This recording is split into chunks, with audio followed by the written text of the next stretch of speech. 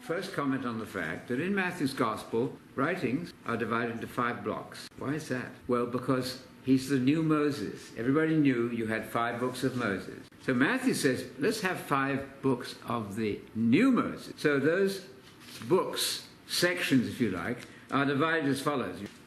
Matthew 5 to 7. Sermon on the Mount, really. The second block would be the second discourse, we might call it missionary instruction. That's in chapter 10. Number 3 would be the third discourse, third section, which would be a collection of parables. I want you to think of Jesus as your rabbi, as your teacher. I know he died for our sins. I get that. It's absolutely essential, of course. He died and rose. But he's a rabbi who captivated the public by the thousands. They traipsed across the whole of Galilee to find him, because nobody spoke like him. Nobody taught like him with such certainty and conviction, not to mention the amazing miracles that went on at the same time. So that's section 3, collection of parables. What's a parable? Paravali. I'll give this to my Greek-speaking friends out. Paravali. Our Greek speakers will hear that word. That's the way they pronounce it in modern Greek. It's the way we teach it with modern Greek pronunciation. Paravali means something thrown alongside something else. You've heard of the word ball in English. Paravoli. This relates to the word ball. Para is alongside. So you throw one idea alongside another. Isn't that a good way to teach? Jesus was a brilliant teacher. He thought of good analogies, and we need to be thinking about it all the time. What's the best analogy to get my point across? These were farmers and fishermen. They weren't learned people with PhDs. I'm glad to say they weren't, because when people get too learned, they don't understand the truth well at all. But Jesus gave parables then in the 13th chapter, so that's the third discourse. Right, the fourth book, the fourth discourse is community instructions. That's the narrative from 14 to 17, the fourth discourse. And the fifth one includes the great sermon on that awful word eschatology. If you really want to confuse people, you give a very difficult term, eschatology. It sounds learned. The Greek for last or future is eschatos. Logos is word, or discussion of, instruction in. So eschatology is about future things. I'd call it future things. Eschatology sounds difficult. Oh, that's difficult. We all disagree on that. It's not all right to disagree, by the way. You're supposed to understand what Jesus said. And he gave then in the 24th chapter of Matthew, Mark 13, Luke 21, 3 corroborating accounts in the Bible, right? Massive material, chaos. Some people say Jesus could come back today. You better be ready. I say that's not good for your health, mental health even. If deep down you think he could come back today, it's probably going to disturb you even physically. Jesus never said he would come back without signs. His disciples, his students, asked him a question. They said, he looked out on the temple buildings and he said they're all going to be destroyed. And they immediately thought of the second coming, rightly, because Daniel had put them together. So they say, okay, we get it. Those buildings are going to be destroyed. Then they say, tell us, Rabbi, instructor, professor, tell us, when will these things happen and what will be the sign of your parousia and end of the age? Notice I didn't say parousia and the end of the age. No article in the Greek there. I'm being technical now.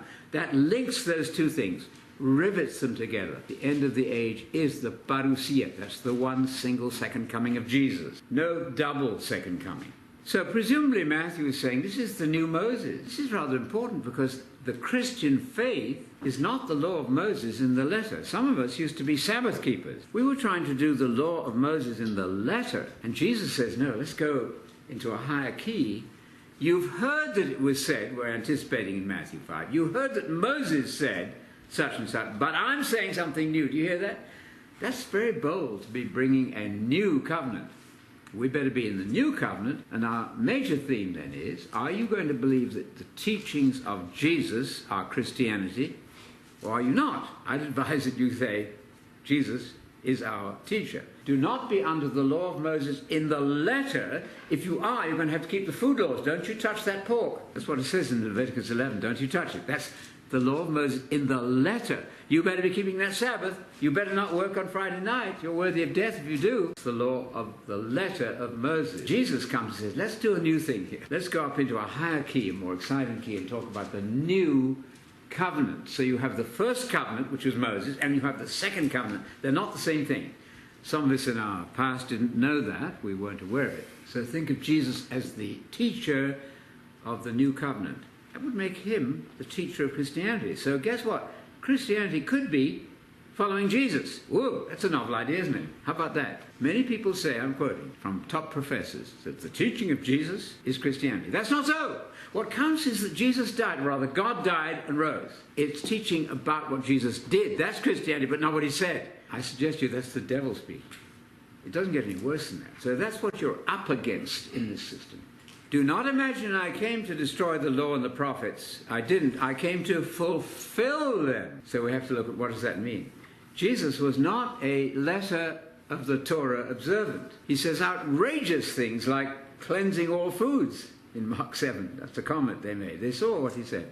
He said outrageous things like, well, don't you know that even in the Old Testament times, some of them could break the Sabbath and be innocent? Those are outrageous things. They didn't like that. So Jesus was not observing the law of Moses in the letter. Otherwise, we would have to be doing that, wouldn't we? If you're going to follow Jesus, and if Jesus is a Torah observant person in the letter, you better be doing it. So what we're trying to do is to link Jesus to Christianity and make sure we're following him. And he's not following Moses in the letter. And Paul even more so. So here's the point. Paul is the one who develops this freedom, this new covenant. Jesus initiates it. It's a progress. You don't dump the new covenant on people in one day like that. It took a while. Jesus gives indications of what's going on. Then he said in John, don't imagine I can tell you all of it now. I can't tell you too much for you. You can't bear all this. So he sent Paul along and the other writers to expand this idea further. So Paul is absolutely crystal clear. Paul says in Romans 14, I'm a Jew and a Christian. Isn't he? Isn't Paul supposed to be a Christian? He was following Jesus. I'm a Jew, I'm a Christian, I don't observe the food laws. I say that if you think something is unclean, don't eat it. What? That's not what the food laws say. It wasn't a matter of just thinking. You better not eat that pork, right? Exodus 34 and Deuteronomy, we have an echo of the same idea. It says, when Moses had finished giving all these commandments. You see what Matthew's done? He said, remember Moses used to say that? Well, I'm telling you, Jesus said the same thing. 32:45, Deuteronomy, which means the second law. You know that. Deftaros is second, nomos is law. A repeat of the law. And that book is Deuteronomy 32 and 45 reads as follows. When Moses had finished speaking all these words to all Israel. That is obviously echoed in the New Testament when it says 5 times when Jesus had finished all these sayings. What about the mountain? Do you remember Jesus going up a mountain to give the law? Sermon on the Mount. Isn't that interesting? Moses went up Sinai and got the law from God.